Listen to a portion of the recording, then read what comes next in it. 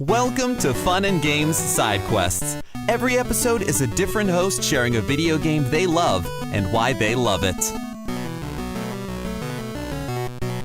Hey everyone, I'm Case Aiken, and for today's side quest, I want to talk about Warcraft III.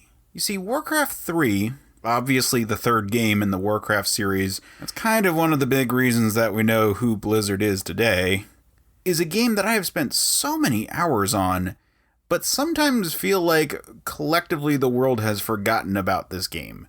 So, why is that?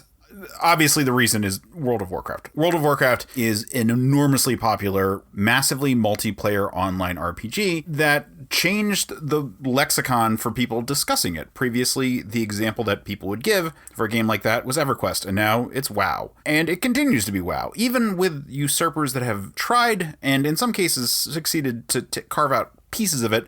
WoW is still going strong. It has been 15 years, and it is doing fine. People know WoW. Movies have been made because of WoW. But the series started with Warcraft II, but it started as a real-time strategy game. And Warcraft III hit, for me, at the best possible time, because it came out the summer after the first Lord of the Rings movie came out, The Fellowship of the Rings, and I was primed for that particular pump. I was looking for fantasy games all over at the time. I even reinstalled Warcraft 2, and Warcraft 3 was probably the first game that I was like really closely following the beta for. I had been following development cycles for video games for a long time, but this is the first one where I was like actively involved on forums discussing like character balance and so forth. And then when it came out, I stayed up till dawn for 3 days in a row, getting through the majority of the campaign, which was great. I thought it was a fantastic game, which I will talk about in a second. And then I just kept being involved, like with the forums and so forth. It was a game that I spent so much time on various forums as Quetzalcoatl 5, trying to get to know all the ins and outs, speculating on character balance. When the expansion pack, The Frozen Throne, came out, I had spent tons of time discussing with people how to properly balance characters, what things should be put in, and lore stuff. Like, I maintain that I started the rumor that the Night Elves were descended from trolls that were exposed to the Well of Eternity. And while I also maintain that that was hints that Blizzard put out, I was verified, and I find it fascinating to think about that, just in fan community stuff. Who knows? I'm sure I'm not the only one. I'm sure there were plenty of people. But I never saw anyone post about it before me, so yay. Anyway, so the game was a real-time strategy game like the ones before, and like StarCraft, which is still, frankly, the best real-time strategy game in terms of its time and place and release. And Warcraft 3 was criticized as not being as good as StarCraft because they tried to combine role-playing game elements. However, if you are not good at real-time strategy games like I am not, then having some of those RPG elements really helps the game work a lot better. It also really helps the campaign mode, a thing that they found out with StarCraft, which the StarCraft 2 kind of had to sort of adopt a little bit of. Having a role-playing game system allows you to have heroes in your single-player game, in your campaign, that grow and experience things and become stronger. And then implementing that in a real-time strategy setting, at the very least, is interesting. And it's not the first game to try this. I know there were plenty of games at the time, and I can't remember all their names at the moment, but there were plenty of games at the time that tried to incorporate role-playing game type elements into the real-time strategy setting. But Warcraft 3 did it really well.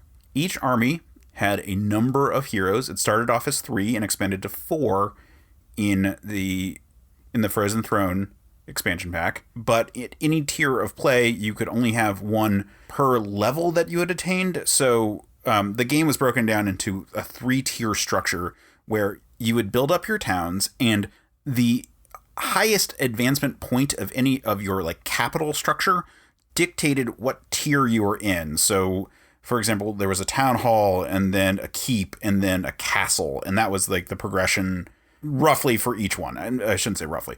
One of the criticisms of the game was that each of the armies that you could choose between humans, orcs, night elves, and undead were structurally too similar to one another in their final implementation. But for at least the purposes of like tier settings, each one had that basic thing.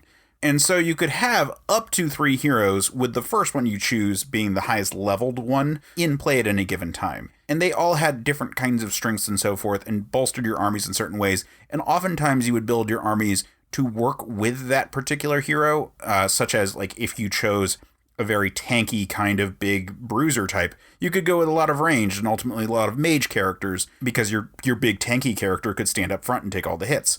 Stuff like that. It was tactical decisions, and ultimately it was just an extension of that real-time strategy element that in this particular case happened to grow stronger the more it fought.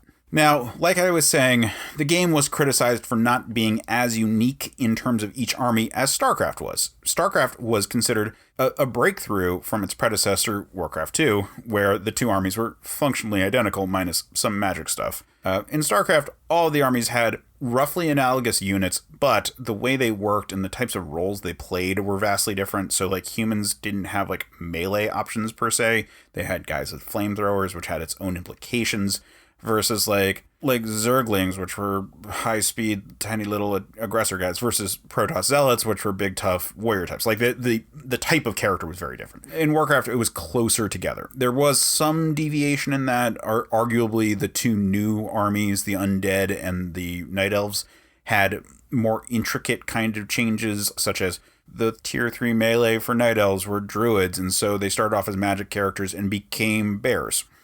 But regardless, effectively, everyone had like what was considered tier 1 melee, tier 1 ranged, tier 2 casters and artillery, tier 3 mages, flying units, and tier 3 melee characters. So like footmen for humans, and then knights at the top tier. Orcs had orc grunts at the first tier. At tier 3, they had the Tauren, etc., etc. They all kind of were roughly the same, although there was usually like a sort of idea of you either had a heavier front lineman, such as an orc grunt, and a weaker range, like their spear thrower, or like with the Night Elves, the archers and the huntresses, versus in the cases of the humans and undead, you had a less beefy front lineman, which was the footmen or the ghouls, and then like a beefier ranged unit like the dwarven riflemen or the undead. I'm blanking on the name of the spider mummy units that they used, but they fired spiders off because they were things of nightmares. Anyway, it was a fine game. Like, it was a lot of fun. The graphics were great. They held up really well for a really long time. Well enough that even a decade after it came out, in fact, I think more than that, I got really back into it. Now, the reason why is because while the campaign is very good and the lore is rich, the level editor is amazing, and I loved it so much. I realized that later games, newer things, have done more stuff with it. The things people have done with StarCraft 2, amazing. But Warcraft 3 was the parent of Dota, was the parent of League of Legends, was the parent of Heroes of the Storm, because you could build those kind of games out of it. The engine was great. Like, the models were simple enough you could make cool modifications to. The role-playing mechanics allowed for you to make more developed role-playing style games, and whole genres were born of this. I know technically Dota started before with StarCraft, but it really became alive with Warcraft 3, and there were tons of games built on that, and I fucking played around with that to death. I had worked out so much of a campaign that eventually was lost when my computer crashed, with campaigns for a high elf army, a horde remnant led by trolls and ogres, the Naga, and the Burning Legion. Because you could make a lot of stuff in this game. It already allowed for mercenaries, allowed for mercenary heroes at later levels. So they allowed for lots of non-specific to your race kind of elements to sort of break the balance. And as a result, this is why things kind of flattened out at a certain point. The original intricacies of the races were actually smoothed over by the Frozen Throne, because in order to balance the races, ultimately equivalent units needed to be created across the board. Because, man, did people like to game the system.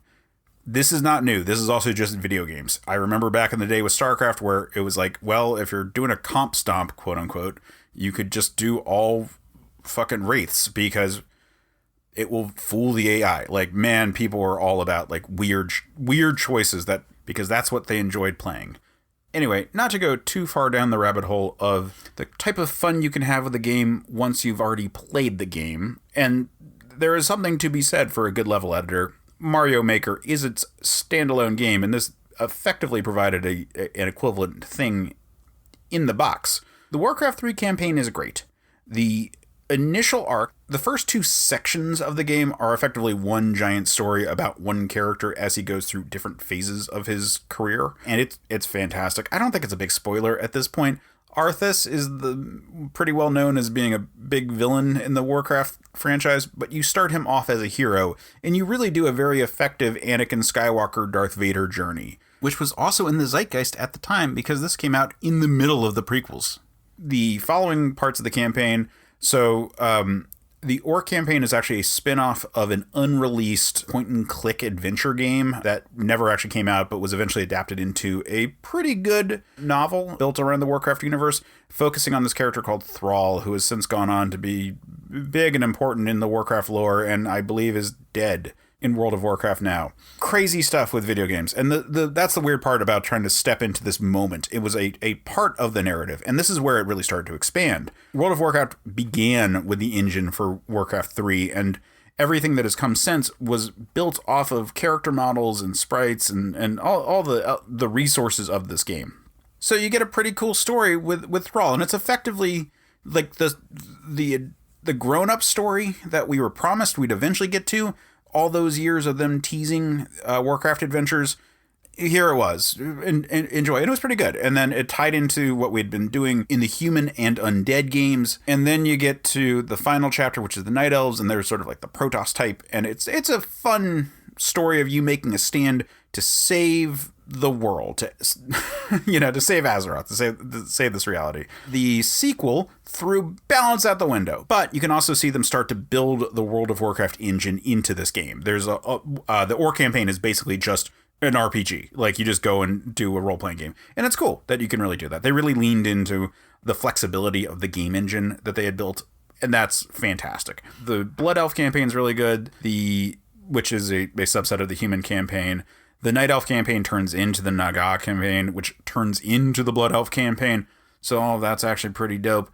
And the Undead campaign is actually a really cool emotional sort of epilogue for Arthas. It's like the part that they were kind of missing for the character, which is actually has great emotional notes. In terms of writing, I mean, it's a big kind of goofy fantasy thing, but it's about as good as what your pretty good DMs would throw at you in a D&D game. So by all means, check it out. Like, it's a lot of fun to go through that adventure. And, it's kind of interesting to think that it's a very fantasy-esque kind of environment.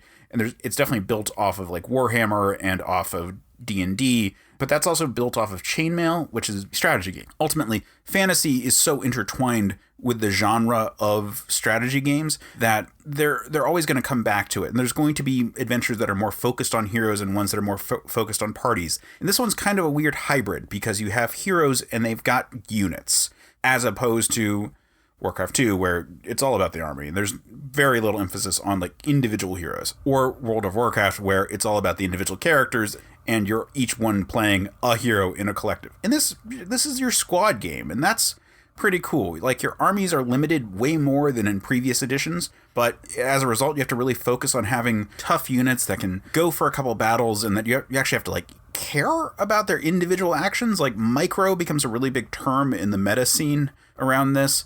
Anyway, Warcraft 3 is often known as kind of that last step before World of Warcraft became the thing. And it became a huge thing that has sort of dominated pop culture for a long-ass time. It's not as big as it used to be, but that doesn't mean it doesn't have the same cultural cachet that it used to have. But Warcraft 3 still stands out as a really good game that had real merit on its own, with a great single-player experience and both multiplayer that was solid. And I haven't really talked about because I wasn't a huge multiplayer person because I got my ass whooped a lot, but it was a lot of fun. And it's one of the few times I really even dabbled in it. And also a game that you could kind of make your own stuff. And plenty of people have made full campaigns, like amazing campaigns. Campaigns that retell Warcraft 1, for example, or prologues to it, or their own games. And people, again, League of Legends and Dota started here, and Heroes of the Storm was a response.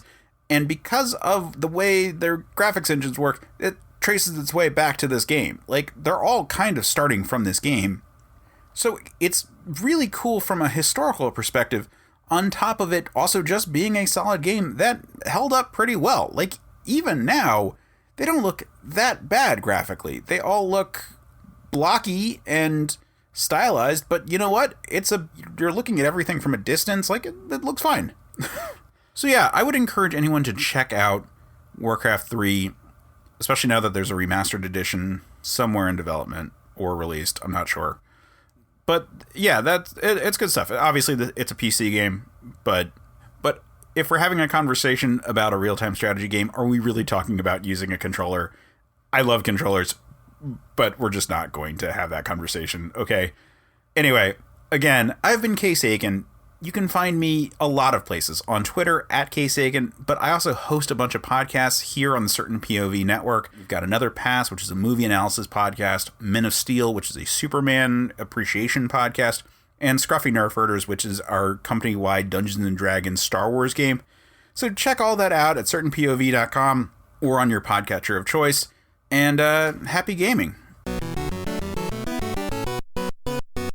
Hey, Nerf Herders. You sure you want to go with that? Hey, everyone? There we go. More inviting. Have you ever had a movie that you really wanted to love, but something holds you back? Or one that you did love in spite of a flaw? Well, I'm Case Aiken. And I'm Sam Alisea. And on Another Pass, we sit down with cool guests to look at movies that we find fascinating. But flawed. And we try to imagine what could have been done when they were made to give them that little push.